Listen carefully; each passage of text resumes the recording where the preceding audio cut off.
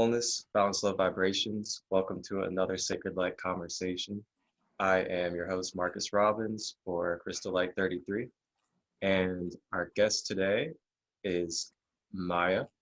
And she is currently working on becoming a conscious discipline instructor.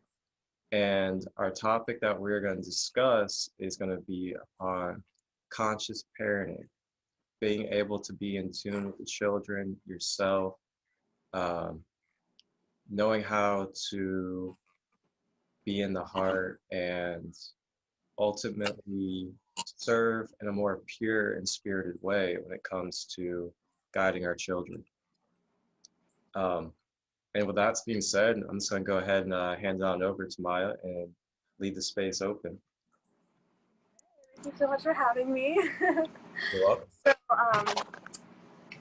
So a lot of what I'm studying, as Marcus said, is conscious discipline.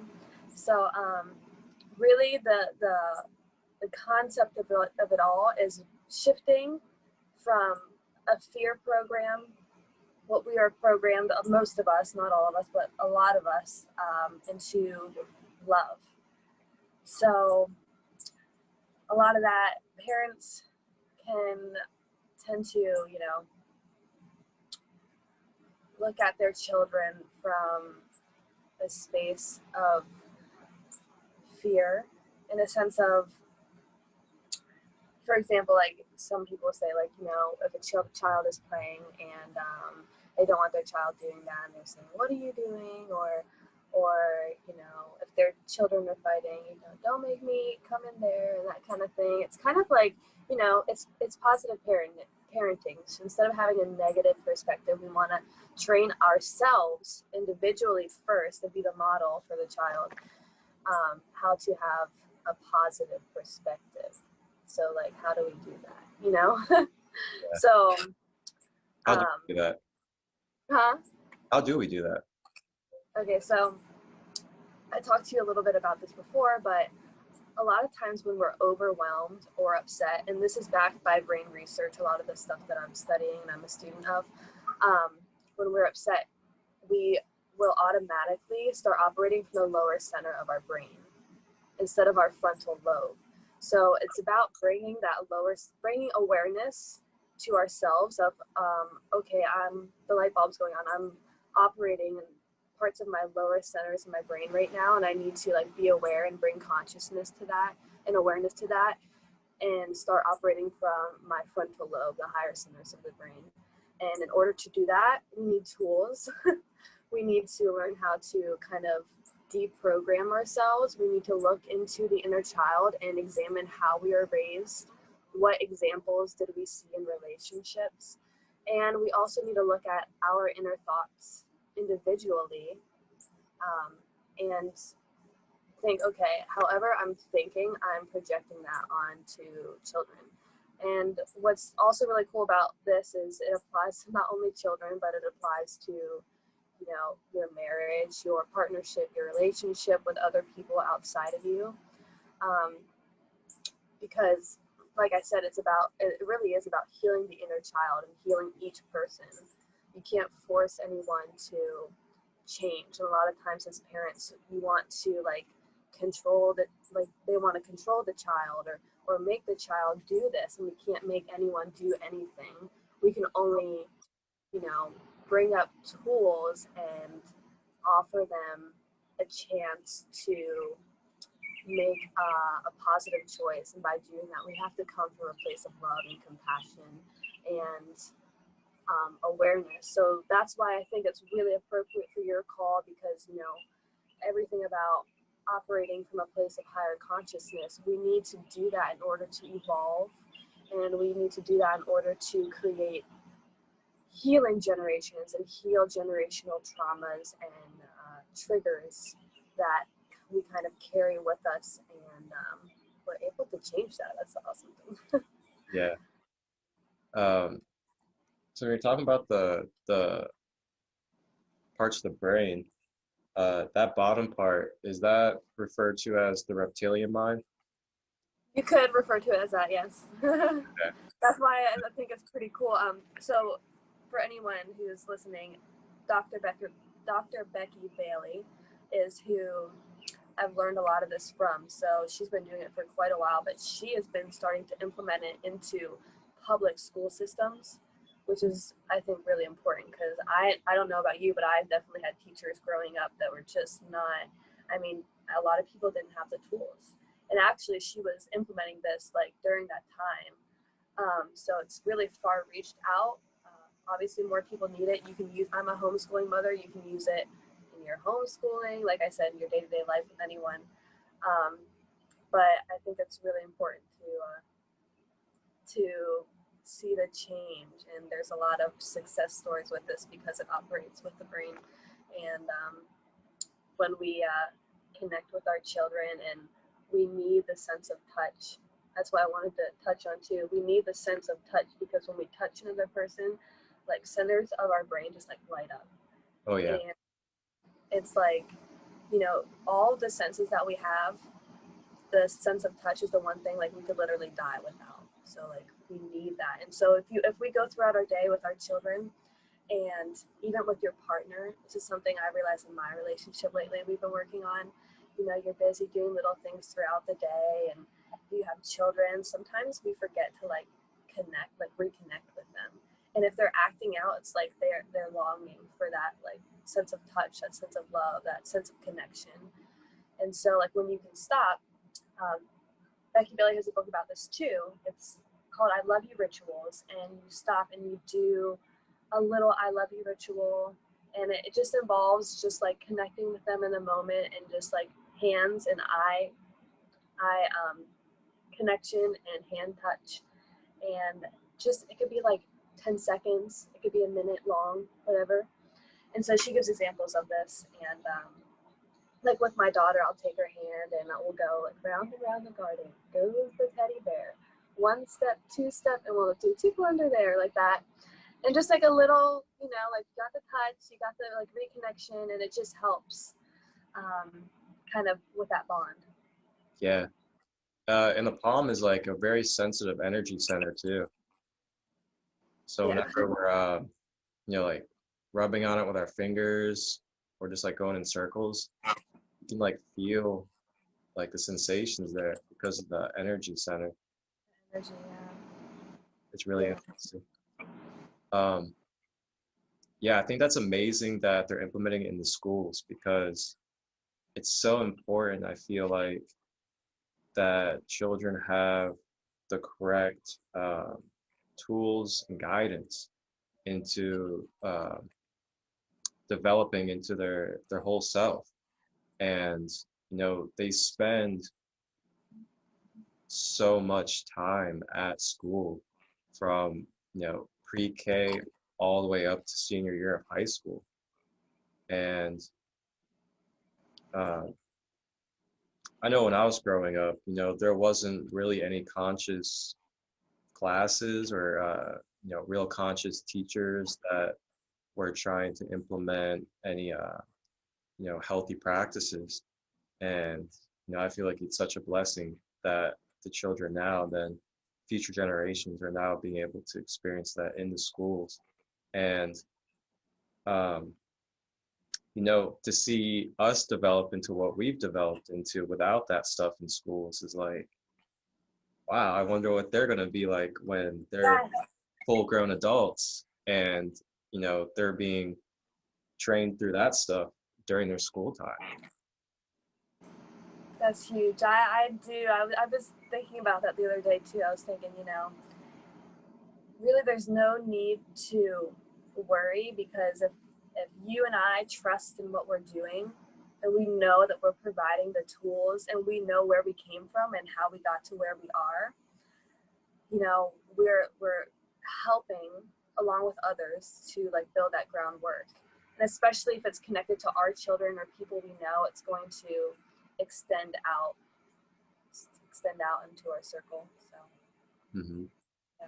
Yeah, and the great thing about kids is like, when they're at school or they're with their friends, they kind of like to talk about like, what happens at home or what they're doing with their parents. So it's uh kind of cool, if say you're practicing these things with your kids, and then they go to school, and then they're like, they're all happy and stuff, and sharing these things with their friends, and then next thing you know, their friends could mention it to their parents or something.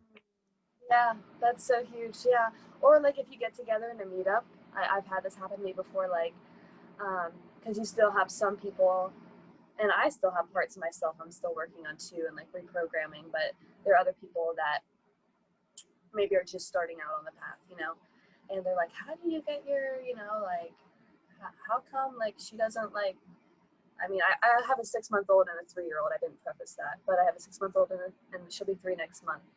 And although he's 6 months old, like she just loves him to death. And that depends on each child. Like every child's different. Every child is coming into this world with different kind of karma, different kind of past lives, all that kind of stuff that we still have to take into consideration. And as parents too, we have our own kind of karma and like personal ties to them through past lives that we are still working out karma with them. And there may be reasons we butt heads that are like beyond like this physical life and like tools that we have that kind of go deeper into like the Akashic records, right? So like that's a whole nother thing. Yeah. But like for example, I have a cousin and she has 3 boys, and she's like, oh, like I can't believe like my son would just said like gave me back the baby and said I'm done playing this game, like like kind of thing like that.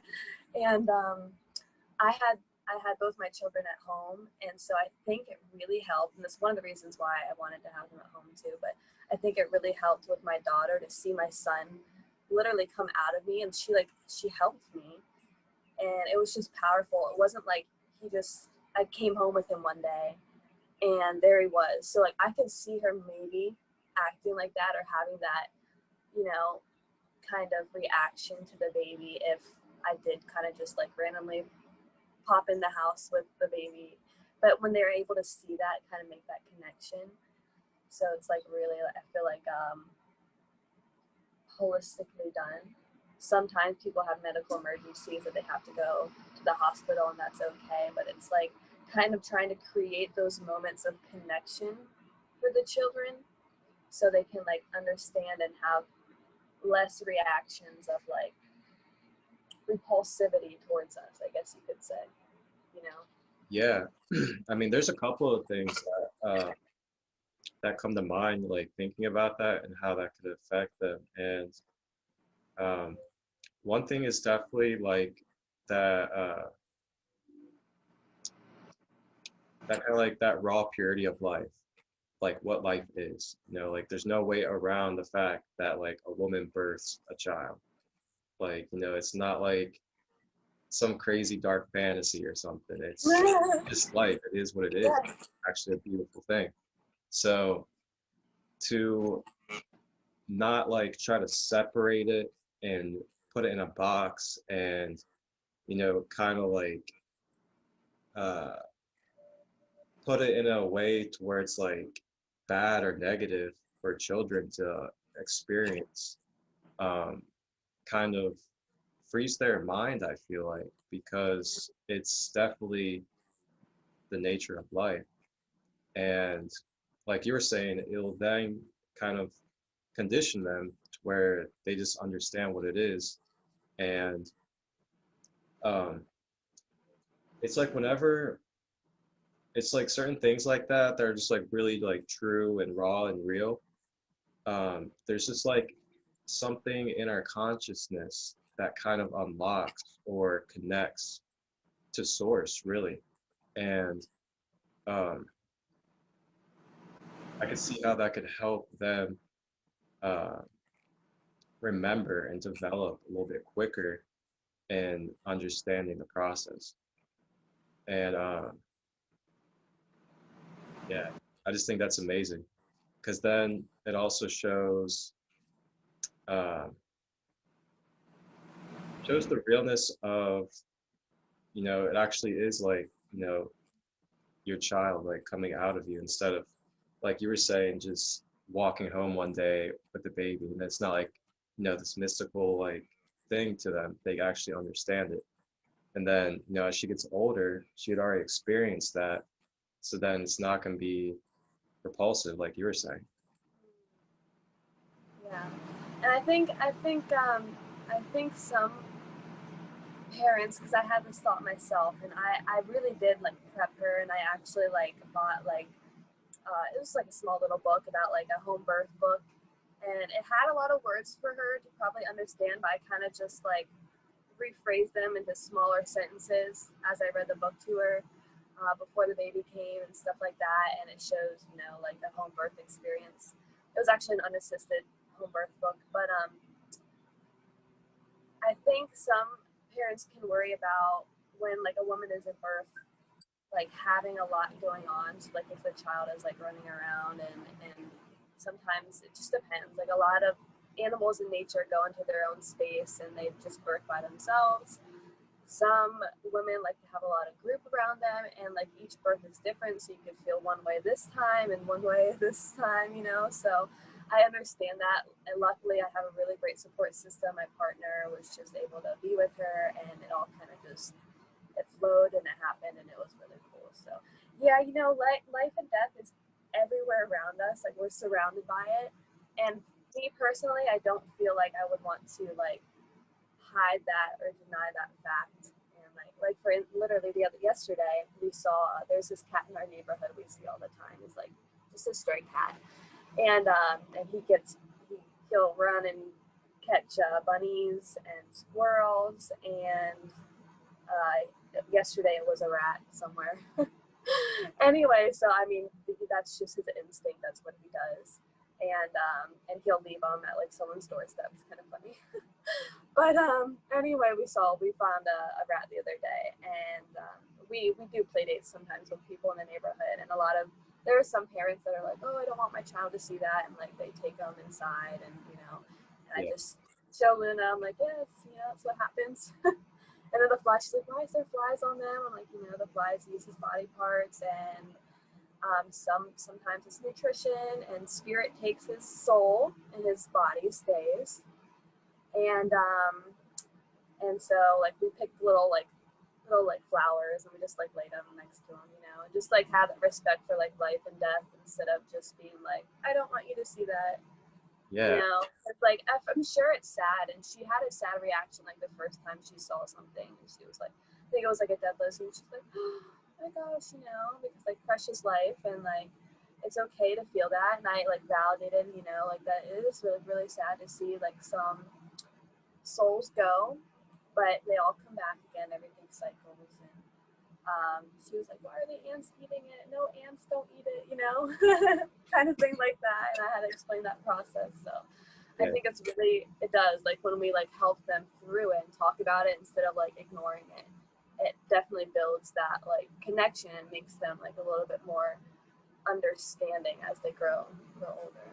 Yeah. And then, um, I mean, conscious beings just as much as we are, and and I feel like when we do shut off those kind of things, we could potentially just be blocking them up and making them, well, I don't want to say making them, but we're also kind of like guiding them into living in a kind of half life, not being their whole self, and being accepting and understanding the wholeness of life. Because if we're just blocking them off from seeing death and stuff like that, then it's gonna like terrify them when they get a little bit older and start figuring out these things, and then um, it can lead to so many problems. A lot of That's big. That's big because in conscious discipline, what I'm studying here, they do talk about like even with like the sense of loss or the sense of abandonment or whatever it may be. Like when we come from a space of ignoring it and just like avoiding it, like you said, it can create problems down the road. So we need to take those moments as moments and look at them and rephrase them in our head and perspectives as this isn't something to be scared of, it's a teaching moment. And so when we can stop and like take a deep breath and say, okay, like think it through, because like it's hard, like if you just like, you know, you're a parent and you haven't thought, that's why it's good to like educate ourselves in the process, and you hadn't thought of like, how am I going to teach my child about like death and birth and all that kind of stuff, and you just happen to come across it someday. If like you come across a bunny birthing babies, or a lizard had just died in front of you, and then your child has this reaction, maybe you didn't prep yourself for it, and you just have to like take a deep breath. Some people haven't thought about it, and they're just like, oh, let's go this way and ignore it. Or you can like really sit with it and let them examine it, and like, you know, try and explain from the best place possible. For example, when I was, oh gosh, let's say it's about like, I think it was 6 years ago, my grandfather passed away on my paternal side, and everyone in that family just like, once he died, like, we never talked about it. It was like this big elephant in the room.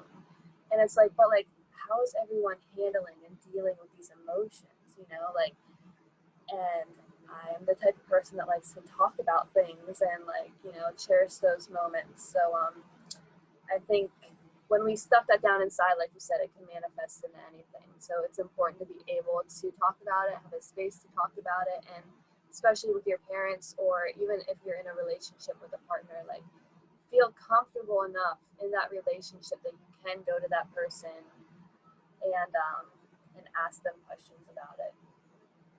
Yeah, I definitely agree. Yeah, another big thing is just for people out there that tune in, is to open up and be willing to talk and reach out for support. A lot of us have a lot of support around us, and we kind of shut ourselves off from it. Um, this is such a big thing. A common theme, I feel like, especially with humanity, is uh, believing so firmly that we have to literally do everything by ourselves. Like, we can't reach out and have support and help. Like, we have to do it alone.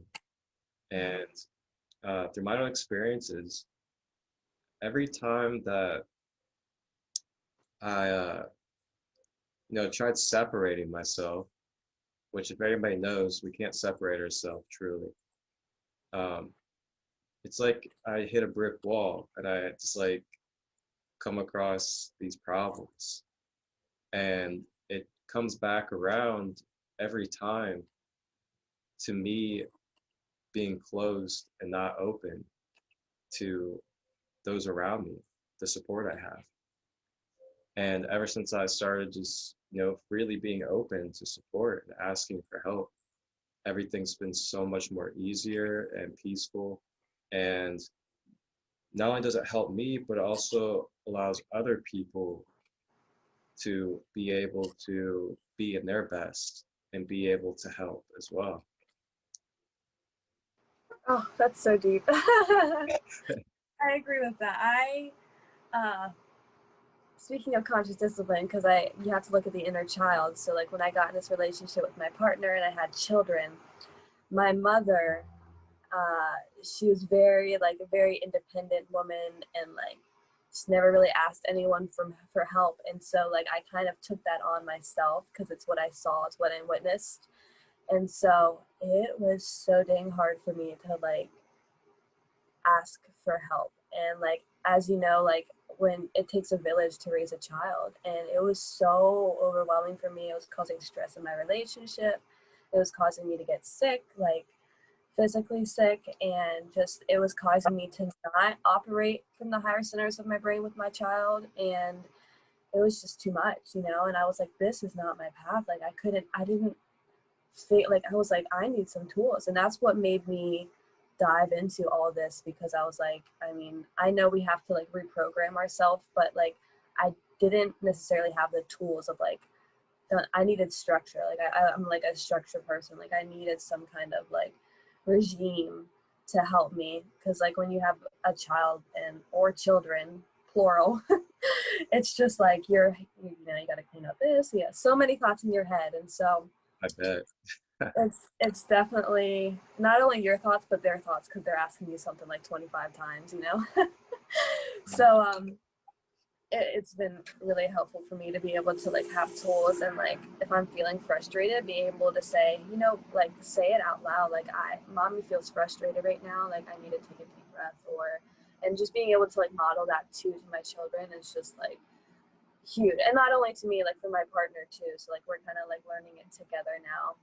And so yeah, that's a big one. Communicate, have the skills to communicate what we need and help, and yeah. Yeah, not only communicate, but also listen and be able to comprehend. I feel like that's so big too, um, because there's so many times often where um, we could just be waiting to instantly say the next thing while the other person's talking, and then we just completely don't even engage with what they're trying to express, and yeah, that can cause some problems, and it could kind of disrupt the connection. I feel like because someone could be sharing something like really important to them, but we're still stuck in our own mind, just waiting to say something else instead of actually listening to what they have to say. That's the yeah. That's it's like that. Yeah. I try and think of it too as when I'm with my child or anyone's children, to like really as best as we can like listen to them. Like I think children deserve to be respected and to have that. And a lot of times people kind of just just shut And up. it's a big thing, I feel like, is that children get looked at as less than, or like they can't have a valid point because they're a child. And um, yeah, I mean, those of us that are conscious know that children have so much intelligence, and they're more connected to the purity uh, due to not being in this world as long.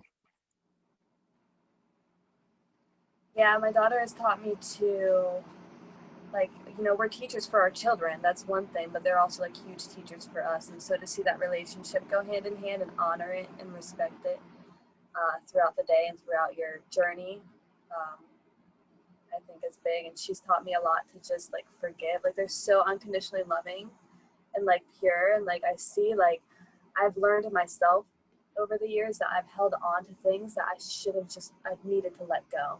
And so like I get frustrated for her and with her in the moment, and like the next moment she's frustrated with me or something like that, and then I'll see like, okay, she can like give me a hug like 5 seconds later, like it never happened. And I'm like, wow, like it's just like they can let go. And as they get older, their opportunity to do that can become less. You know what I mean? Like if it's not honored, and if it's not like the relationship worked on between the child and the parent. And so I always try and like take moments like that and be like, yeah, like everything like centers like around like love and forgiveness and compassion, and having empathy with our children is huge. Like Yeah, big time. Um, so I have a couple of questions. First question is, how long ago did you you and Brandon um, get into, just thinking about getting into this conscious parenting? well, for me it was something like I knew I knew as soon as I found out I was pregnant with my daughter, I was like, I know. I think every generation has this, right? Like I know I want to do things differently because of what happened to me, or because of what I went through. So like for me it was definitely like I want my daughter to be able to like know that I'm very empathic. So like to know that being sensitive is okay, to like grow up with this connection with spirit. And I was raised Catholic, so I had like the sense of God, and I'm really grateful that I was able to like have kind of that experience, but I wanted her to know that it's like an all-encompassing thing. It's not a man in the sky, it's source, it's creator. And so I I knew I was going to do things really differently than any and all of my family members, and it's definitely been an interesting path. And I didn't, until I started really like reading into this stuff and like diving into this specific work, which was about like, I would say like a year ago or 2 years. It was when Luna was 1 year old, so it was like 2 years ago, 2 3 years ago.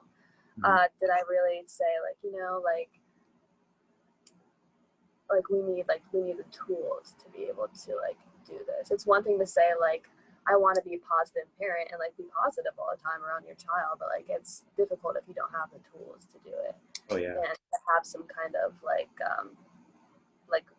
Brandon, my partner, really likes like kind of the research, like the brain research behind things, and so that was like really helpful, and like that's what kind of really got him on board. It took me a couple of times. I'm like, you gotta listen to this book. It's awesome. Like, it's just like, it's not just, for me anyway, it's not just like any kind of like positive parenting book. You know, they say like you can read all the books you want, but like every child's different, every relationship's different, and that is true. But this like, you know, gives really great results and research, and yeah, it's really cool because she connects it with spirituality and how like, and empathy, which was huge for me as like an empath. Like, you know, like if your child is upset and you tell them to go to their room, like I said, like that should be a teaching moment. We shouldn't be disconnecting from them. We need to like connect, or like, so like one of the things I've learned is it's called STAR. So you like, whenever something happens, we stop, take a deep breath, and relax. Like that's the first thing that we can do to begin to operate from our higher centers of the brain compared to the lower. Yeah. And so we do that. We hold the child's hand, and there are times if they're super upset that they may not want to do that, and that's okay. You just sit there and you'll do the breathing for them until they can join, even if it's one breath or something like that. But the goal is to be able to do that exercise before they get to a point of like meltdown, you know? So it's becoming aware of those little like telltale signs up into like a tantrum. It's okay to have tantrums. Like we as adults have tantrums if things don't go our way or we get frustrated. And children have like half a brain compared to us as adults. Actually, women don't, actually, what's the age? 21 and 25. For men, it's 25. For women, it's 21 until our brain is fully developed. So like, you know, really we're working with someone who has like, even though they're pure and they're in a beautiful state, when it comes to like emotional regulations and certain chakras that aren't fully developed yet, we definitely need to be able to like understand that in the moment instead of getting so frustrated. So when we can teach ourselves, so that's like a huge thing, whenever we're nervous, frustrated, whenever someone cuts us off on the road, to practice STAR, stop, take a deep breath and relax. Then we can be like, okay, compassion, love. This is where I want to act from. This is where I want to talk from. Yeah. This is where I want to teach from. So like that's the biggest thing. To model it, and then our children can model it. And actually, it's funny because Dr. Becky Bailey talks about this in an example of hers, but my daughter has actually done it too because I have a child, and you know, if my baby gets upset, she'll tell the baby, it's okay, take a deep breath. It's really cute because you know when you're learning something, it's one thing to learn it and it's another thing to teach it, and it helps you really fully integrate it when you can like start to teach it to other people. So like you said, they're starting to do this in school systems now. So when they go and talk to their friends, they can give their friends those tools that their friends may not be getting at home, you know? So it really is just like, yeah, like a huge effect. Yeah. That's beautiful. You know, that shows a lot of light and a lot of hope for the future and this system that we're in. Then,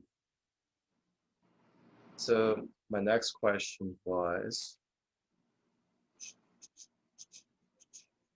what is Or what are some techniques or practices that you guys use regularly with your children that So, develop, this conscious connection with each other?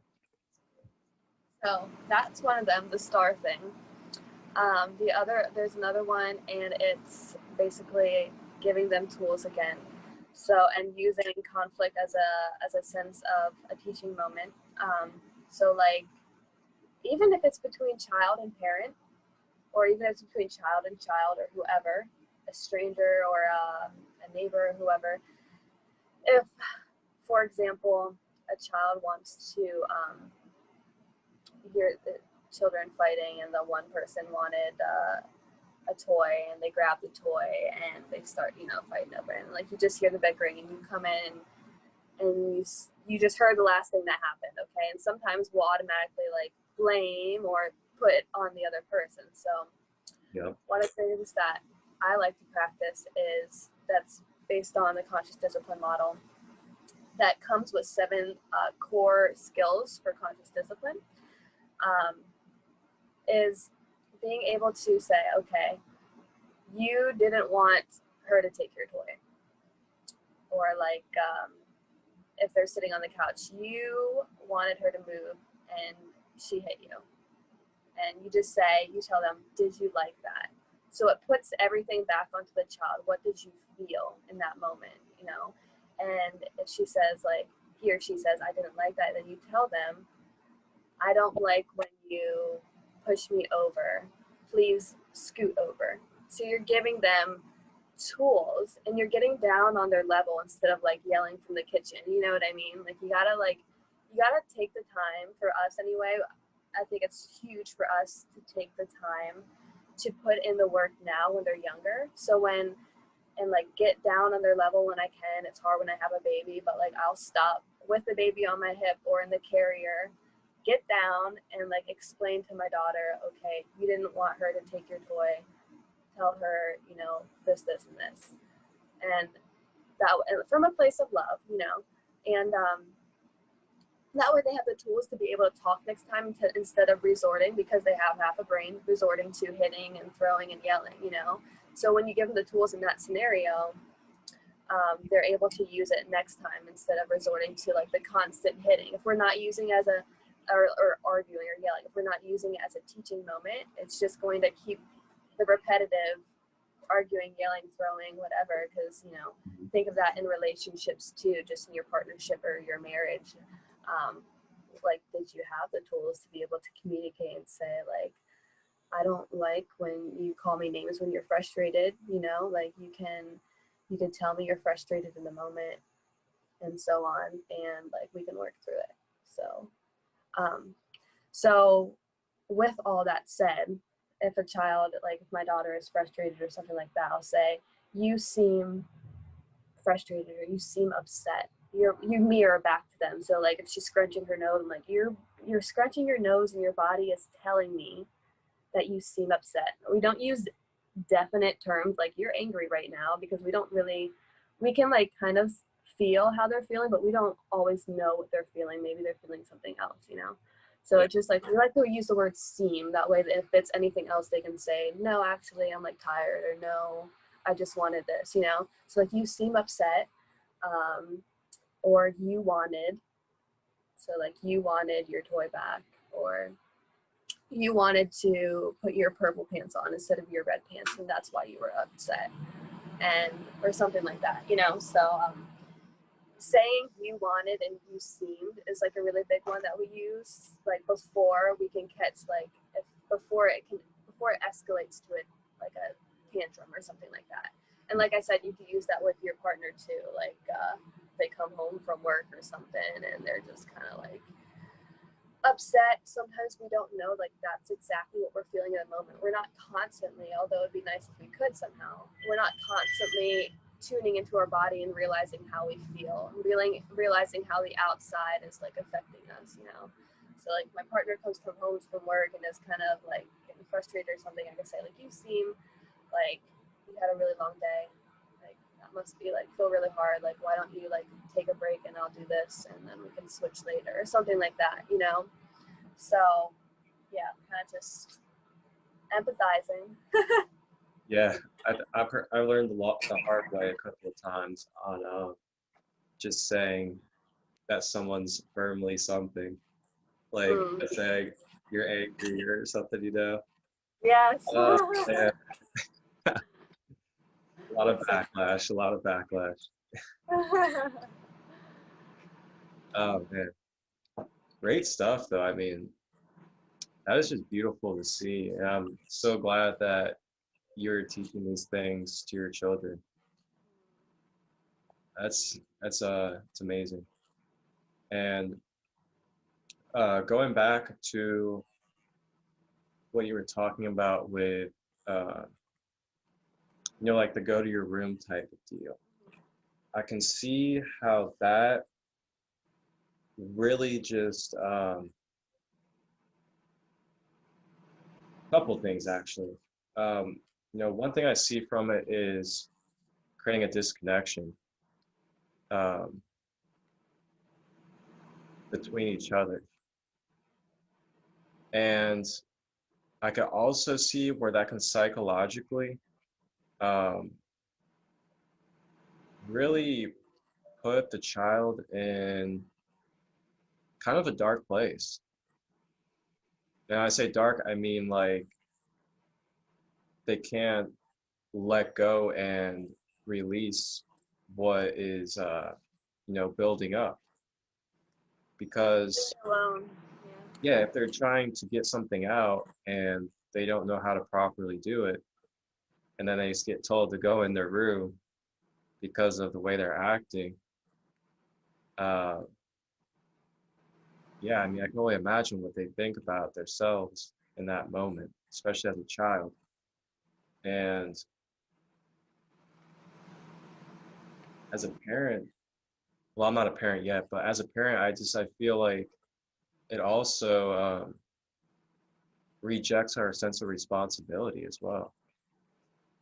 Yes. Yeah, exactly.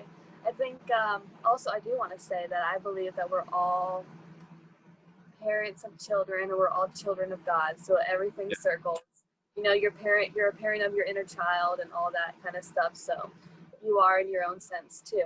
It definitely changes in a different aspect and it's more triggering when you have a child, but like around you all the time. But you have your inner child around you. So but yeah, being able to I forget what I was going to say, but being able to use that and connect with them as a teaching moment because they can definitely, it's our responsibility to really help them and give them the tools. And I can understand when parents are going through stress and it's so much easier to be able to be like frazzled and be like, you know, go to your room and, but like really you're saying like, go deal with that yourself. And it's like I said, they have half a brain and they don't have the tools. So that you're only going to have that, you're more likely to have that moment happen on repeat instead of taking the time once, twice, three times to be able to like give your children the tools on like how to handle that and like help them work through it. So you have less instances like that, I guess you could say. And like you said, like so many children, like we're not alone in this world. And so when we do that, we're making them and we're enforcing the belief subconsciously that they are alone. And yeah, that's really sad, you know? yeah. It's crazy too. It's just so like conditioned and common for that to be the go-to. So we really don't think too deeply about that. And um, honestly, this is like the first time that I've actually like deeply thought about that kind of scenario right there. And it kind of hits me in the heart, you know? It's like, And that's the thing too, is like if that's something that happened to you when you were younger, um, when we have children, like I said, like when we get upset or stressed, automatically we switch from up here to down here. Or maybe we've just been operating from down here. But you know, parents say, I never want to do what my parents did, or I would never do blank. whatever that blank is, Oh, because yeah. that's what my mom, my dad, my caregiver, or whoever did to me. But you really cannot control it unless you bring awareness to it and heal it and have the tools to handle it, because as soon as you switch to the lower centers of your brain, it's programming, it's subconscious programming, so that's automatically going to come out of your mouth. When people say, I heard my mother, or I said I'll never be like my mother, but it happens anyway, that's what's happening. So like, yeah, that's why it's good to educate ourselves on it. And most people they just have children and they don't educate themselves. So, yeah. Yeah. Wow. So, do you have any resources that would be like easy access for people to uh, get some good knowledge and information on, different practices or just information in general about Yeah. this kind of conscious parenting? Um, I would. I'm going to like start putting my own stuff out there soon. So anyone can reach out to me if they wanted to like have a more personal experience. But you can. Dr. Becky Bailey has a few books out there, and she has books and she's on Audible, and also has a YouTube channel that's up to date. So there's a lot of good stuff on there. So I do highly recommend that. I saw one of them peep back there. Oh, Yeah. um, awesome. Yeah, I'll be sure to post some links down in the caption after I post the video. Um, and then I was also going to ask, uh, what is this study that you're in the middle of right now? What's the details of it? So like it's called Conscious Discipline Instructor, and basically I'm going through the process and learning how to implement the tools myself, for me first, for me and my family, and then to be able to teach it and to be able to do more calls like this. And like I mentioned, there's 7 core skills for discipline and creating more empathy and compassion for the children, and um, learning from examples. So a lot of the stuff that I think is really helpful in teaching other people is like giving a lot of examples, seeing what hits home with people, and so when you know what hits home for you personally or for someone else, you know like what you need to work on that's like the most triggering for you, that you can be able to implement in your relationship with your children, your inner child, or with your partnership. So I plan to be finished around January. So Okay, yeah. awesome. Uh, Proud of you as well. Proud of you for taking that course. Well, we need it because the world right now is a little weird, and like with the whole masks in school and the social distancing, like we need touch and we need like connection and we need to see smiles on people's faces. And a lot of the conscious discipline and what Becky Bailey talks about and just positive parenting in general is like we need to have reconnection and touch and all that kind of stuff, and to be able to look into each other's eyes and like a hug and all that. And so the more that we can get this out there and like have people realize like this is needed in society, and like what other parts of this society are going towards is like not the way, you know what I mean? Like you think people would know, but sometimes it doesn't hit them until it hits them. So Yeah, absolutely. Absolutely. I would love to be able to like, I really see this as my life purpose. So I would love to be able to, right now I'm working on, I have a group of women in my physical area where we're like, conscious discipline, positive parenting. And I would like to be able to reach out and hopefully, integrate it in more co-op like settings for homeschool co-ops and for, other schools, and create kind of like more of a conscious schooling and a conscious awareness. And my partner actually is really interested about it, doing it with like a segment just on relationships and just on like adult relationships too, because it's huge. Like I said, I mentioned for us, the reconnecting with the children, but reconnecting with our partner too throughout the day or the week is really big, especially when you have children. If you have like 2 or more children, it's like hard to get that time throughout the day, and like sometimes the only time you have is like at the end of the day when they fall asleep or something like that. So to like really like take time to like reconnect and like have an I love you ritual with your partner that you can do throughout the day is like huge. So we've been practicing that, and it's really big. So Okay. Yeah.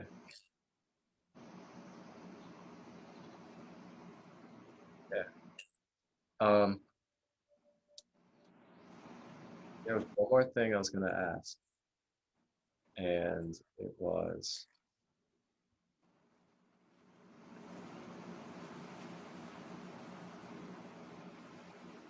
okay.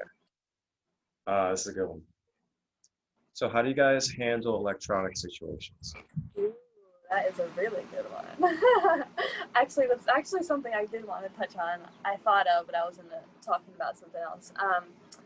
So, like I said, I homeschool and I follow a lot of Montessori and Waldorf principles. Anyone listening, you can look those up. And I think Waldorf was actually founded by Rudolf Steiner, and Montessori was founded by Maria Montessori.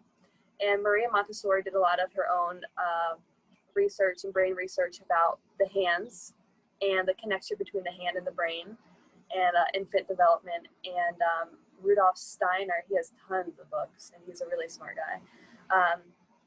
But he has a few books, and he like founded the Waldorf principles, and there's Waldorf schools out there, and it's really founded upon like spiritual warmth, I guess you could say, for the child, and like creating a warm atmosphere in your home, and the 7 life cycles of children and adults. We always have those 7 cycles going on in our life. 0 to 7, 7 to 14, 14, on and so on. But so I really like to save the electronics for the weekend, and I know some parents have found like an hour a day works for them, like in terms of Montessori Waldorf principles at a certain time, so it's not constantly asked for. And yeah, we mostly save ours for the weekend, and my daughter can watch a show, and we just stay busy with our homeschooling stuff during the week. And I do suggest having some kind of organite backing on your phone, or an organite pyramid, or organite pendant for your child to wear even out and about. Something really important to have that people don't realize. Your child shouldn't be holding your phone, or to have it on airplane mode if you can. One of the things I found that's really important for me right now is if my daughter's out with other family or friends that maybe they don't have that kind of setting of being able to offset the EMFs and stuff like that, is to have her wear an organite pendant. Same with my son. That way I know wherever she goes, she's Should be protected a little from the. Yes, I'm doing the proactive thing instead of like trying to control everyone. Like I said, we can't control people. We can only take the effective measures for ourselves to protect ourselves. So. Yeah, instead of like, just like, projecting onto your parents or something and being like, ah man, like you guys don't have it secure and stuff like that, just like uh that's the beauty of the abundance of life here is, there's so many different ways that you can like either wear or place something, especially stones, that there's really like not even an excuse to like not be able to have um, the energetic stone on you or on somebody else, because there's bracelets, there's rings, there's pendants, there's earrings. I mean, there's so many things. Um, and I'm glad you brought up the organite, because I feel like that's huge, especially for children with as much as they're attached to electronics. And another really powerful stone that helps with that as well is shungite. Okay, yeah, we have some shungite here. Yeah, I know sometimes they mix shungite in with the organite pyramids or the organite stuff. Yeah, that's a good one. Black tourmaline as well. Okay, yeah. That's good. I have some in my altar, but I was thinking about like getting like a little bracelet or something, you know, in case they want to take their pendant off for some reason, or when they're out and about. So, but yeah, I definitely agree. And like I said, with the electronics, I don't think anything's wrong with it as long as it's educational and you're time managing it properly. But I do think it's important to like so many shows. I personally make sure I've watched whatever my child is going to be watching. Yeah. So I know like what is going on, and like it's not like negative or name calling, or it's something. I also like to get like really old school kind of shows that aren't so up to date, because the images, they flash like really really quick, and they're super like, some of them are like like crazy like music, and I make sure that it like suits everyone in the household. So like it's got nice music in the background, it's kind of slower themed, it's like based in nature, so like it's like that kind of thing. And like I said, she'll only watch on the weekends for like an hour, and it won't always be like 1 hour at a time. It'll be like 30 minutes in the morning, 30 minutes at like after dinner or something like that, you know. Okay. And so, and we're getting to the point, I actually just ordered her a book, and it's based off of Waldorf principles. So like, you know, some children watch fairy tales, or you can like read them fairy tales. So I want to get to the point where I can read the fairy tales myself and like kind of memorize them. It's kind of deep, but like, and then be able to like do it like word of mouth kind of thing. Yeah. To like get her attention, instead of having the attention span be put on to like the electronic device or whatever, what have you. Right. So like games and shows I think are fine if they're educational and they're like balanced, and like the humor is not like super like inappropriate. Yeah, that's right. Yeah, and then you know, it also allows you to, you know, be able to move around, be the character too while you're talking about it too. Yeah. Exactly. It's fun. You can dress up. We have play silks here at our house, and like they're great for anything, for like tents or for like little capes, or like you can like make a little crown with them. And so we're big into like open-ended toys, which if anyone's into like minimalism or stuff like that, open-ended toys are great, because they're good for like all ages. So like a few examples of open-ended toys would be like play silks, like figurines you could always use no matter what age, like animals or something like that, and it's like play and imagination, and some kind of like, you know, like playhouse, or like for them to like reenact housing. We have like a little castle here, and we try and do a lot of wooden toys, because I think that gives them a sense of like quality, and like respecting their things. And like I think some people get worried like, what if they're gonna like throw that wood thing that's like super hard and like you know, but I think it's like for the most part taught her to like, because it's heavy, it's got sustenance to it, whereas like a lot of plastic toys are super lightweight, they could just like throw it and whatever. So I think it teaches her to like, you know, be like careful with her things, like take good care of it. And yeah, but we have plastic toys too, but it's good to like, I try and aim for just open-ended toys, that way you're not like overwhelmed with a bunch of stuff. So, and quality, a lot of Waldorf and Montessori is just like quality materials. I think a lot of people give children like the super cheap paintbrushes and the super cheap paint, and like I couldn't even really make anything with that, you know. So like giving them like a really good start of like having a sense of like warmth and like quality to their things, and like have a sense for beauty and life and like aesthetics, and like not that life is about that, but to just appreciate like those kind of things, and like supporting that kind of thing as they get older, and like knowing that you respected them enough to give them like if you can, I mean, I know some things are like expensive, so we don't always do that, but like for things that they're really interested as they get older in, you know, that kind of thing. I know when I was younger, I was like interested in a lot of like art stuff, and like I didn't really get like a lot of like good quality stuff to really like further my interest in that. So yeah, I don't know. I think that's important. That's a good point. Yeah. never really thought about that, but it makes sense, you know. And I feel like they definitely do deserve to have, you know, better quality uh, of art and toys and stuff like that. Yeah, we thrift a lot of our stuff. So a lot of people say like a lot of wooden stuff is expensive, but I mean, I go to the thrift store, I get stuff for like $2, $3, so it's pretty cool. It's fun what you can find too, and she'll find something and pick it out. So Yeah, that's awesome. Um, oh, what I was gonna ask was, so from parent friends that I have heard of a couple of, they're not mainstream, but I've heard of some children's shows that actually are like conscious based, and like they'll have they'll have like cartoon characters, and then they'll have like actual people in it, and then like the actual people and the cartoon characters will basically just be like, you know, talking about nature and animals and basically just like consciousness.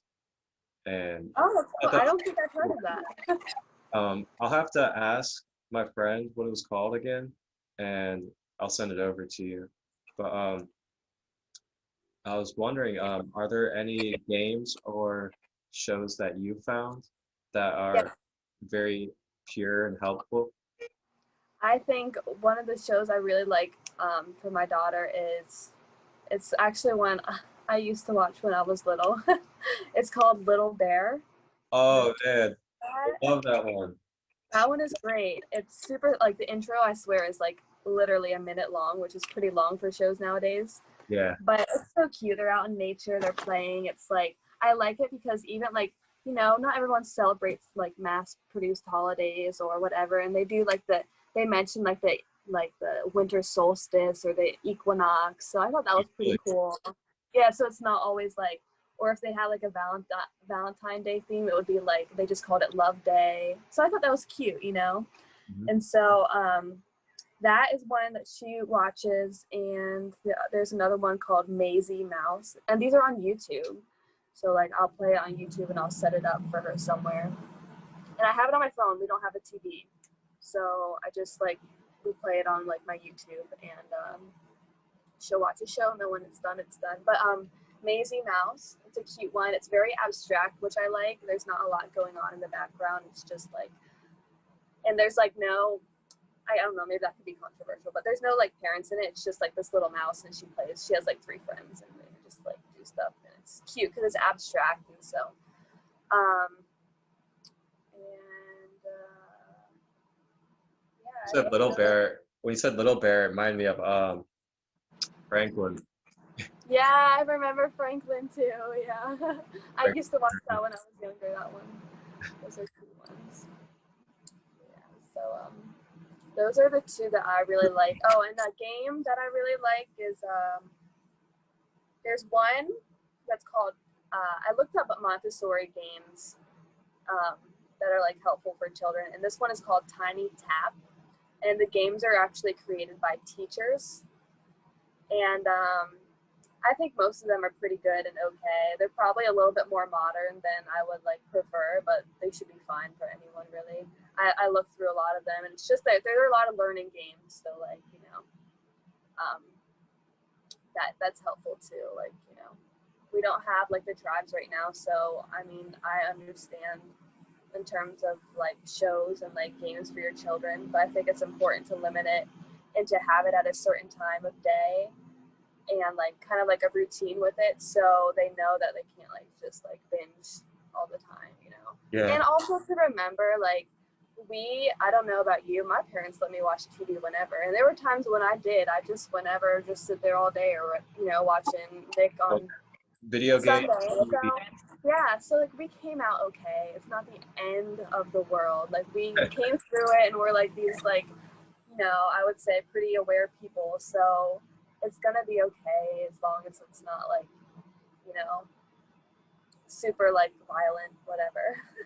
Yeah, definitely. Um, yeah, and it's so interesting too, because like even I mean, even though I was playing like, games like Grand Theft Auto and Call of Duty and stuff like that back in the day, I don't see how that like really programmed me to just like, be a violent person or be hateful and stuff like that. But I also do see how that can program Yes, it people. like depends on everyone's situation. I feel like it also depends on like the soul type that you are. Like, are you a positively motivated soul, or are you someone that kind of leans more to like depression, or did you have like a really hard time growing up? You know what I mean? And I think there's pros and cons to everything. Like, I have a younger brother, he's 16, and like he was like super into Minecraft and everything. And I sat down and like I like watched him play it one time, and like I could see how it's super good for like building and that kind of thing. And like I said, I think those things are fine if they're like monitored, and it's like, it could, some people like make a living off of that kind of stuff, so it's like their thing. Yeah, What's that thing called Twitch I heard about, or something like that? the life things. Yeah, so like we're like, with technology, we're like ever growing, and if it's like, beneficial. That's something we gotta embrace too as humanity. Yeah. We gotta embrace we gotta embrace the fact that technology is here and it's only gonna grow with us. Like it's not here and then like it's not just gonna go away. Like I see so many uh spiritual minded people that get polarized by it and they think it's like, nothing but the devil and stuff like that. But it's like Yeah. it obviously has a purpose here and you also use it every day in a beneficial way in some sort. So And they see, and like I said, we're modeling for our children. So when they see us on our phone throughout the day, like we don't sit and read a book while they're playing anymore. We don't sit and read the magazine while they're playing anymore, or like read an article in the magazine. Everything's on our phone. So like if they see us on our phones, like, and we say like, you can't have it, it's kind of like contradicting. Like we're modeling, you know what I mean? So like it's funny because my mom collected like a whole bunch of like these old phones that we used to have, and they're just like they're all dead. The batteries are out of them. Like, and so like my daughter will like play toy with them or whatever, and like that's fine. But yeah, like you said, like it's part of our thing now, and so my daughter's really into, because I take pictures and like put them on, and she's always like take a picture, take a picture. So like she's like practicing with my phone, like how to take pictures and stuff like that. So that's awesome. yeah, that's cool. I do think, I don't know, I haven't gotten there yet. When they get older, it's like a whole nother world with the internet, and Oh yeah, I can only imagine. adults on there. And I know when I was younger, there are probably things that I should not have seen that I saw at the age that I was. And yeah, so like that's definitely a thing that I'm like getting ready to like learn about, in like how I'm gonna navigate that. But that's definitely something that needs some kind of whatever. Yeah, I know exactly what you mean. I've seen some very inappropriate websites back in school. I remember I'd be sitting there on the school computer and my friends would like put these websites on. I'm just like, what? On the school computer. Oh my god, that's crazy. Yeah, that's crazy. Oh man. Oh, so I do have another question, and this one is regarding um, food and drinks. Now, how do you go about um, diets with them? Because I know you and your partner are mainly plant-based, right? Hmm. Yeah, we're vegan. We're plant based. So we feed her whole foods, and I believe it's important when they're young, especially up until like 2 years, to like try not give them any like processed foods if you can. My daughter will be 3 next month, and so like it's okay, but it's okay, whatever. But like they establish their like sense of taste and like what they crave and like all that kind of stuff, people say. So I personally like to give her some whole foods, but I mean we have some like vegan, fun, junk food sometimes. It's no big deal. Like, that's part of life too. Like you said, like, we can't be completely polarized to it. And you have family and friends, like, we have family and friends that aren't plant-based, so, like, they want to, like, be a part of that, and they know that we're vegan, and so they make meals accordingly, or we'll bring our own stuff, and yeah, so I have a page for some of like the vegan meals that we share for our family, and it's called Veganic Revolution. It's on Instagram and Facebook, and so yeah, Veganic Revolution. Veganic Revolution, yeah. I'll definitely be sure to post that as well in the caption. Lots of smoothies and tofu scrambles, and That sounds good. we can have picky eaters sometime. My daughters, that's something I've been learning the past couple weeks, because some children are different. Sometimes they don't like their food to mix, and they won't eat Yeah. it. I'm definitely big on not like forcing her to be like, you didn't eat all your food. Like, you can't get up from the table unless you eat all your food, Yeah. because children know, like they know, like, if they're full or if they just don't like it, or like there's so much that they may not be able to communicate. And so like we always say, like, if she wants to eat fruit, she'll eat fruit any day, all day. If she wants to eat that instead of having like the dinner that we made, like, that's fine with us. And like, if she wants to get up and not finish dinner, I personally am like, that's fine. I'm just gonna like take your plate away, because when you get up from the table, you're telling me like you're done eating. So I do that. I like, not in a negative way, like, just like, okay, this is what it is. You say, you're done. I'm putting it away. And so that way she knows, like, for the next however many days or like weeks, when she gets up from the table, she knows that that's when she's telling me that she's done. And so I'm kind of teaching her the tools to say, like, okay, you got to learn what they like, what they don't like, and give them variety of things.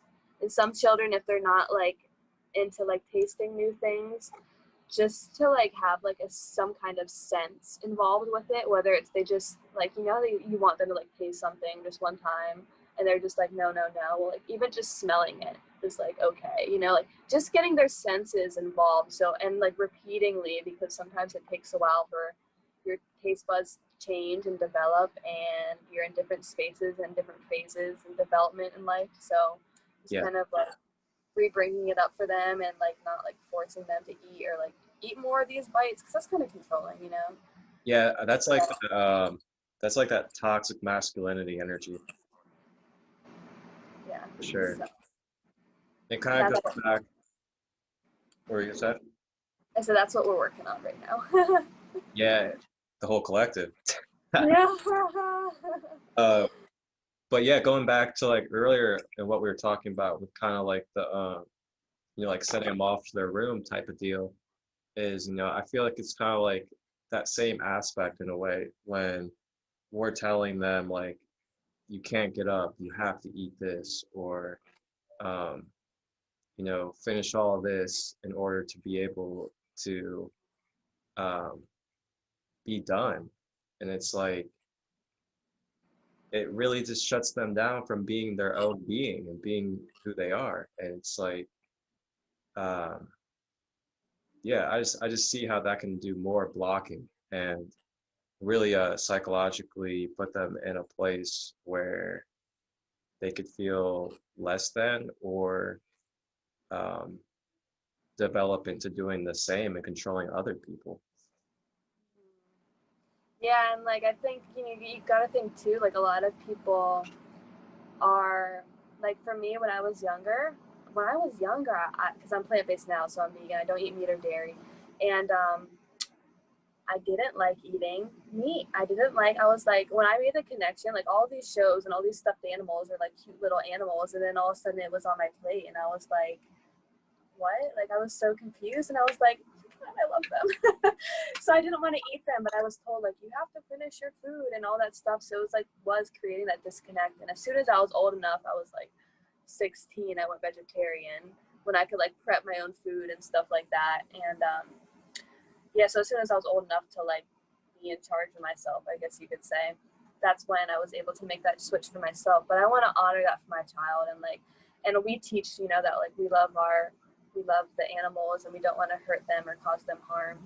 And I have some like like reading some books is like really educating, but I think that just comes secondhand with children, you know, like with in terms of animals. Mm, So yeah. and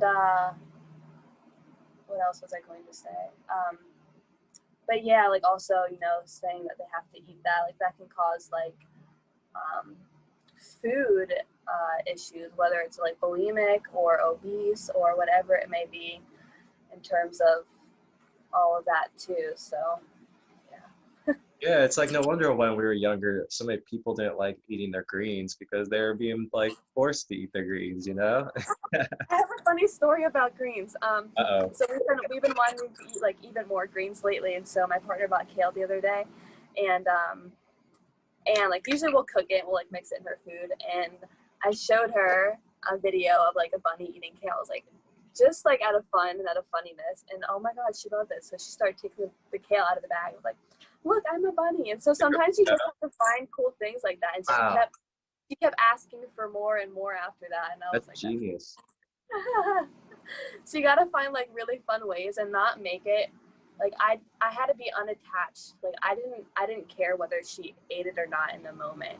I can't be like, I'm not doing it out of like a manipulating way. You know what I mean? I'm not saying like, look at this bunny, like he's eating his kale, like that kind of thing. I was just like, yeah, like look at this bunny, like they eat kale, they eat leaves too, you know? And whether she did it or not, kind of being unattached to that, because they can sense that if you are. They can like they we have our IQ, right? And we use it for all these things during the day and getting all this stuff done. Well, they just have it to like be playing and to like be interacting with you. So like that's why children are like so smart when it comes to like whatever you want to call like sneaky things or like being on to us, because they're using all their IQ to like interact with us too. Discern. So like they know, they're smart, they know. So like I try not be like, Oh yeah. you know, manipulative like that, so they can sense that. Um, so something that um, a good friend of mine would share with me when it came to her kids was uh, so she was like very open about food and stuff too. And she's plant-based, so she would like let her kids want to experience like other things if they wanted to, but she would also kind of explain to them so they have awareness on like um, possible consequences of eating something, like eating like dairy or something, and what it could do to the stomach and stuff like that. And I think that's really cool because I feel like there's a big lack just in general when it comes to consequences of what we're eating. And if children at a young age can receive this information and the truth about what they're eating, I feel like it'll definitely help with the revolution of becoming more clean and pure with our food.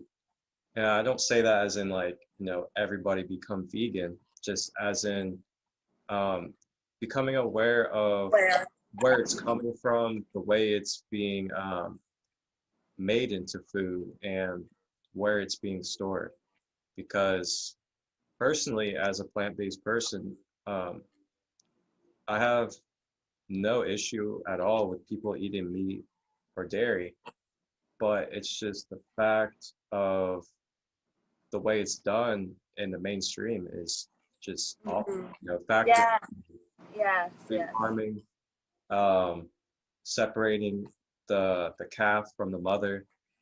Um, I mean, so many other things, the hormones, the drugs, the stress, the anxiety, the fear, everything, all that stuff.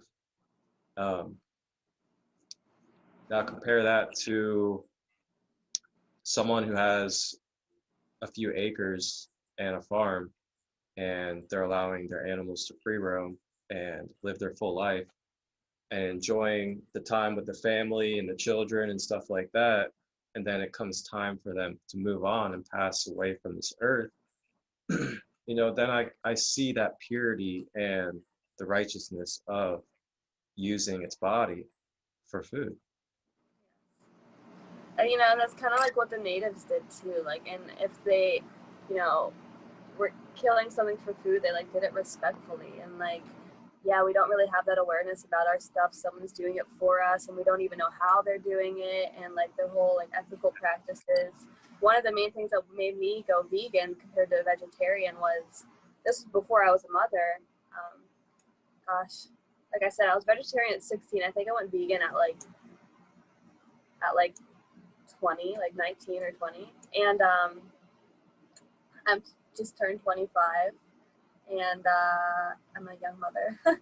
But yeah, as was seeing the mother calf and the baby calf, and like seeing them separated, and knowing like that milk wasn't meant specifically for us, it was for the baby calf. And like even having my own children now and knowing like that's their life force energy, it's like, and sometimes we produce excess, and that's okay. Like you said, like I get if someone was on a farm and like there was a mom cow and a baby cow, and they were like, you know, and she had excess milk, like sometimes you produce more, like when I think after birth you can like produce enough for like 3 babies, like as like having one child. And so like I think that's okay, you know, but like doing it in like a forced way and like huge separation anxiety, and then you're taking on that energy, is like, yeah, something that I learned that I didn't really want to like support.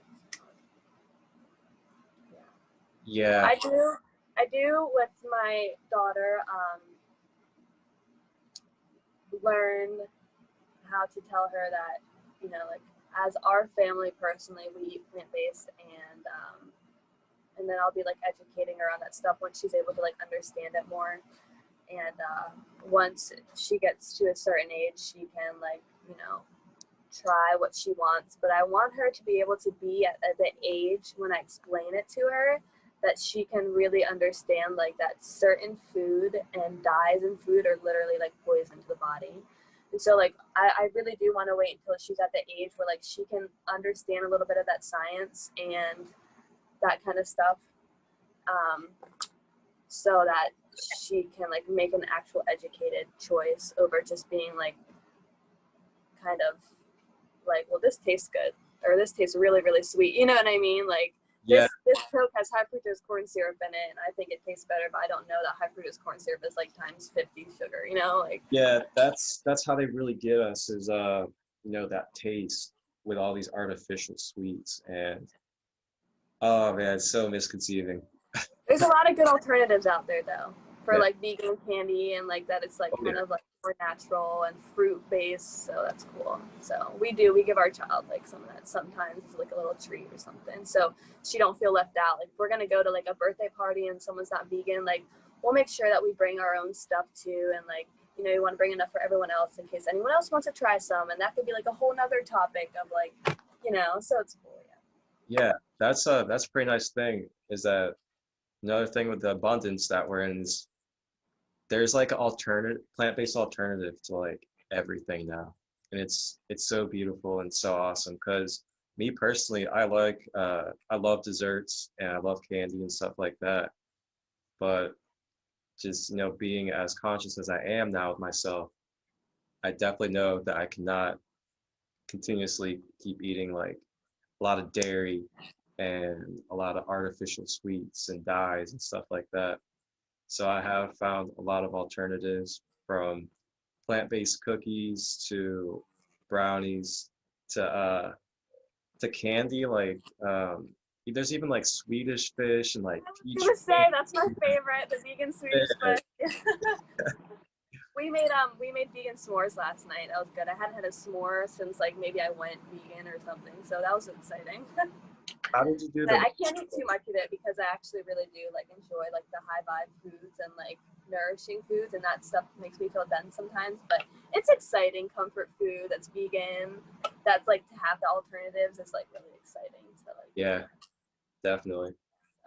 I do have to head out because my partner has another call here, and I gotta take the children. So Okay, awesome. Well, this was incredible, and thank you very much for joining.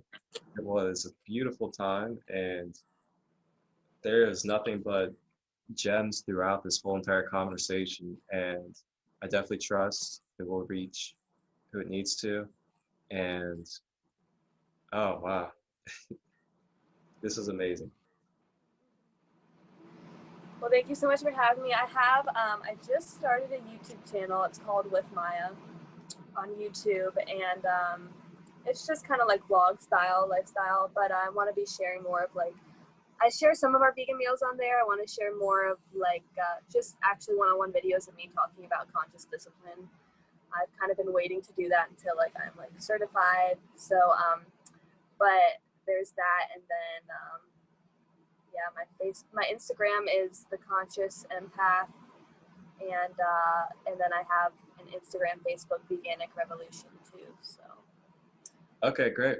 I'll definitely be sure to post all of your links in the caption, along with that author that you. Dr. Becky Bailey, yes.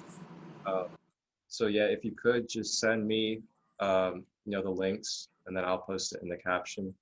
And then if you want me to, I'll also send you the video, so you can post it on your channel if you'd like. Sounds wonderful. Awesome.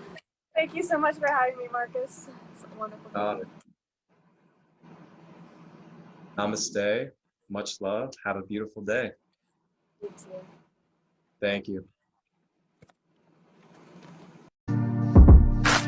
The illest to be, no ego, machismo with fuego, kundalini is my peril, saucy like queso, watch me with a wrist, no watch, only crystal bracelets, yeah we stay lit,